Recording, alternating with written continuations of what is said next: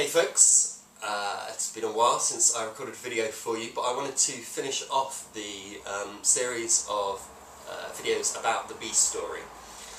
If you've been following the last 4 videos, I've been talking about a very simple story about how I fed a bee honey and water, and how it gathered strength and flew off happily into the sunset.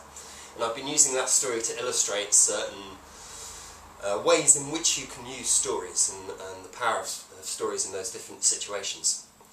And in this last video on the bee story, I wanted to talk about how you use a story as a lesson, or as a metaphor for some kind of wider action. Back in the second video, I think it was, I talked about stories and archetypes, the way that the bee story is essentially the same. It's like the story of the Samaritan in the Bible, and it's like the story of Androcles and the lion. In that, somebody is injured, somebody or something is injured, somebody else comes along, helps them out, they head off, feeling better. Now, in the story of Androcles and the lion, if you know that story, Androcles is heading off somewhere, finds a lion who's been wounded, takes the thorn out of the lion's paw, lion gets better. Sometime in the future, Androcles meets the lion in the Colosseum because he's a Christian and he's just been thrown to the lions by the Romans, and of course there is the lion that's just, who he saved earlier. So in that context, that story is actually about karma. It's about how doing one good turn, will come back to you at a later date. So that little story that we've told is used to illustrate a bigger concept or theme. In the story, in the Samaritan story in the Bible, again, that Jesus uses that story to answer a question, because it says in the Bible, "Love thy neighbour," and the Pharisees, trying to trick him, ask him, well, who is your neighbour?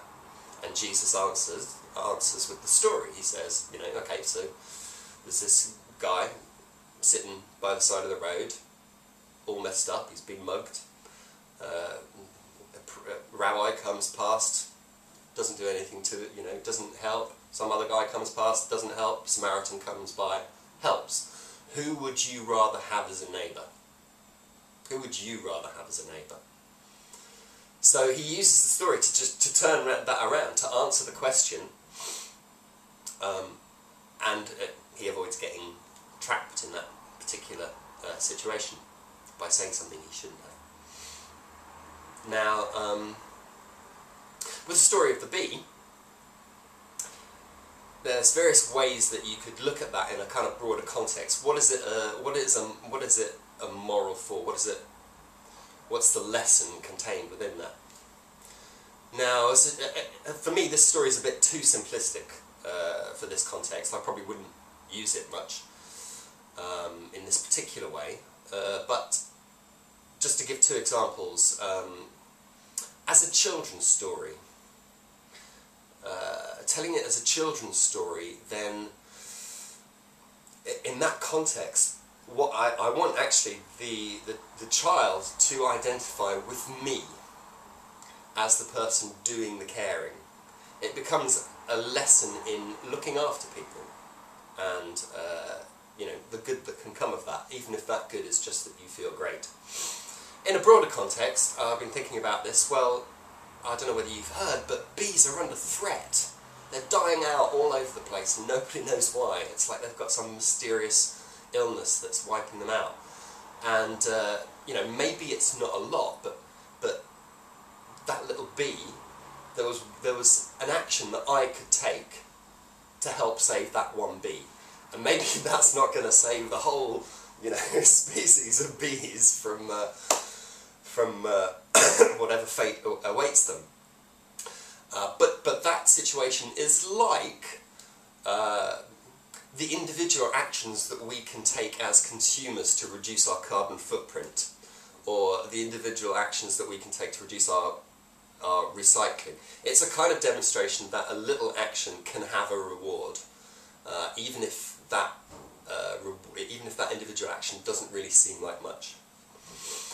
I'm going to be going into this in much more detail at a later date, but I just wanted to round off this series of videos about the bee, which I've now done. The next videos are going to be basically, you've asked me some questions, and I'm going to be creating a series of videos just answering some of your questions. So thanks again for listening, and take care, see you soon.